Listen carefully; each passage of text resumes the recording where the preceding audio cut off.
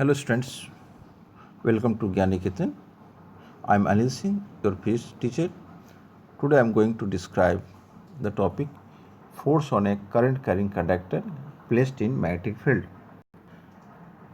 When any conductor that possesses the current I placed in any magnetic field, then it realizes force F. Now we can obtain expression for the force realized by the current carrying conductor placed in any magnetic field.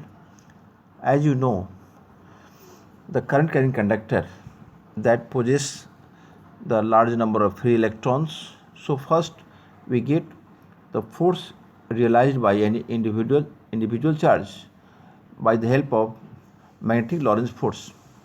According to magnetic Lorentz force, F is equal to q Vb sin theta. Here we use F is equal to q Vd b sin theta, where Vd is the drift velocity of the electron and b is the applied magnetic field. Theta is the angle between the direction of current and applied magnetic field. So first we get the individual force acting on any individual charge, and then we sum up all these forces.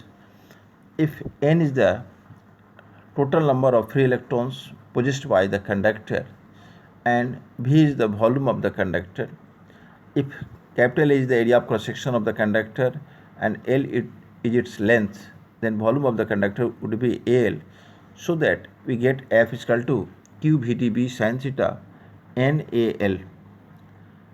Now gathering these terms, we can write F is equal to NQAVD LB sin theta.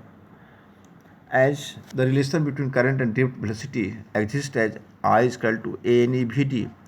Now putting this value in the above expression, we get F is equal to ILB sin theta. So here F is the force realized by the conductor when it possesses current and placed in any magnetic field B, and I is the current flowing through the conductor.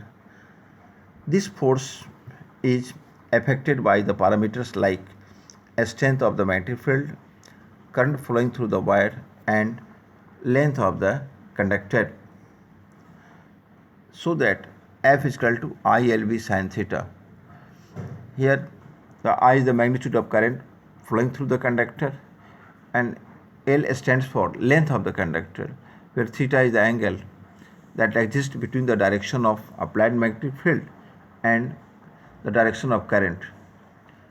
When any conductor carrying current is placed in magnetic field, then as it realizes the force F, and the direction of this force is obtained by Fleming's left hand rule.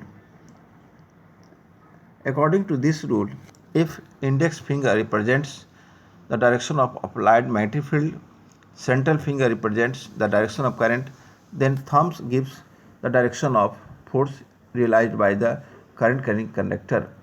And this law is applicable when theta is equal to 90, then this force would be maximum.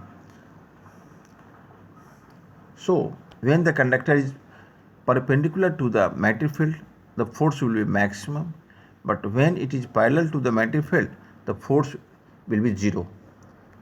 Thanks.